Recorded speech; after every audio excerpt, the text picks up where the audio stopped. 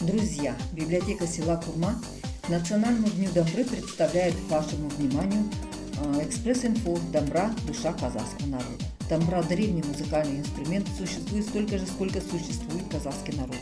Верная спутница казахского народа Домбра на протяжении многих столетий бережно хранит память о славной истории нашей страны. Музыкальный инструмент, любимый многими поколениями казахстанцев, сегодня стал символом почитания национального искусства. Домбра стала тем музыкальным инструментом, который делил радость и горе с казахским народом на протяжении всей истории. Ни одно событие не обходилось без нее. Домбра была в каждой юрте как необходимый и обязательный предмет. В казахском народе даже есть поговорка «настоящий казах не сам казах, настоящий казах Домбра».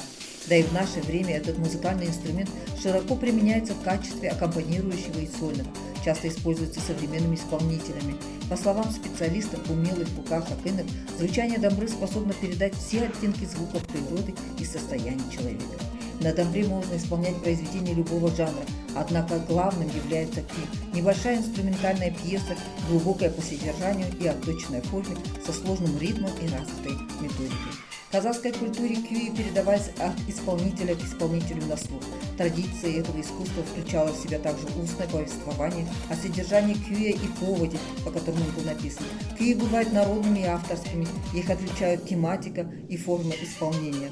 Широкому и массовому распространению домбры послужили ее многофункциональные особенности. Она компактна и легка. В то же время, сколько глубокой музыки в образном содержании можно исполнить на этом удивительном инструменте.